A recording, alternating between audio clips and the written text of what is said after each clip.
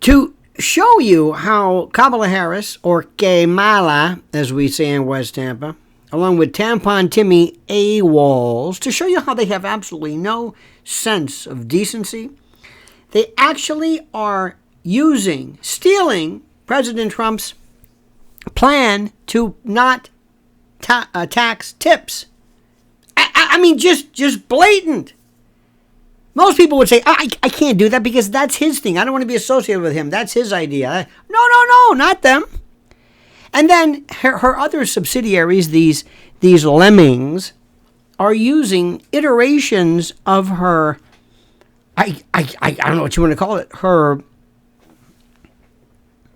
new slogan of "Make America Great" or "Make Americans Greater" or "How Great We Are." I mean, it's a deliberate move to show you she is bereft, devoid, absent original ideas. She stands for nothing. Ladies and gentlemen, you may not know me or care for me, and I that's okay. I'm an acquired taste. I recognize that. I've always known that, and I'm not apologizing. But what I'm telling you is the truth. She's got nothing. She's devoid of an original idea, devoid, absent, unable to, and this is critical, unable to conjure up,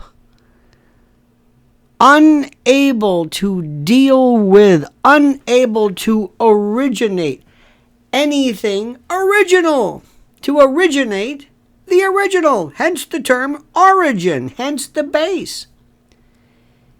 She came along with this idea that somehow your idea, your thrill of this excitement that she brings, along with this needlessly exuberant, this creepy, talk about weird, this creepy dude, Tampon Timmy, who let Minneapolis burn to appease and placate the domestic terrorist shock troops of BLM and Antifa.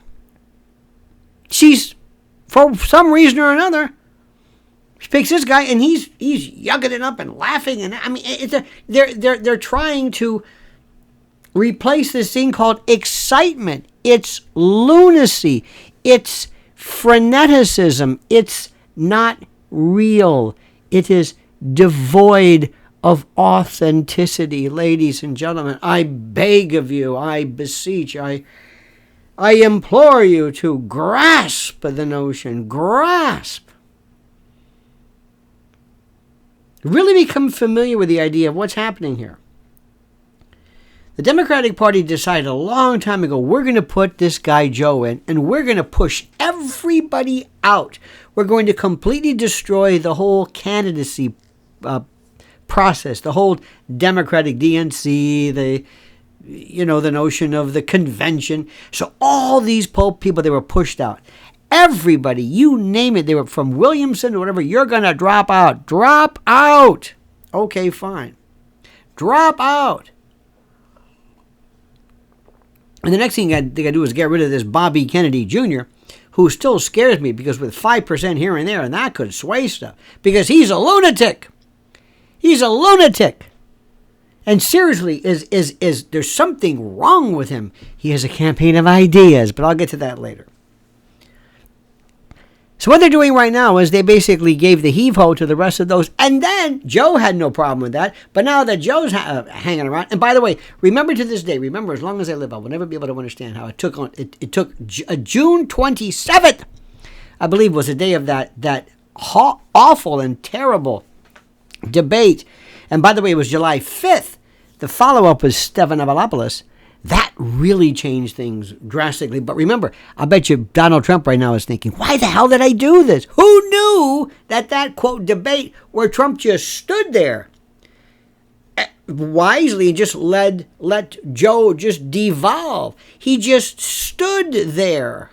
It was beautiful. It was magnificent. I loved it. It was gorgeous. But you know what? They pushed him out. So what did they do? Got rid of him. Bring in Kamala.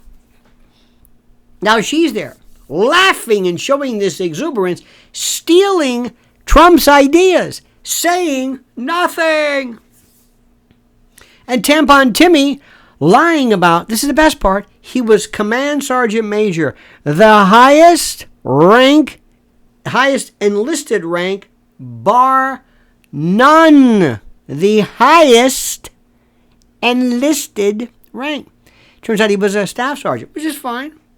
But he lied about that.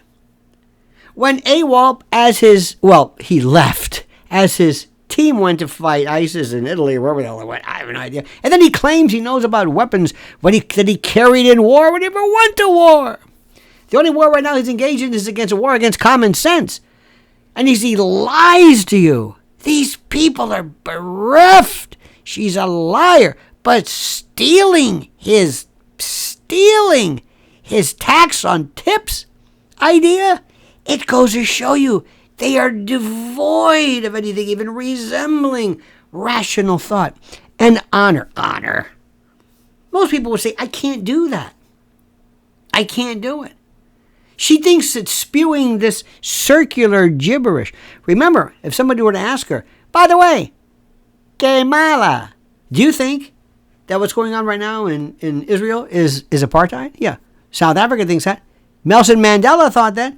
You think Nelson Mandela was wrong? And you believe that Israel is committing genocide? The point of the question is not to make a point, but to see what she says. Because if she answers the question correctly, she will have to basically further isolate, if they're even there, a huge significant portion of the Democratic Party. Unless she steals somebody else's opinion. Because there is no Kamala Harris. She is water that, I sound like water, a teacup.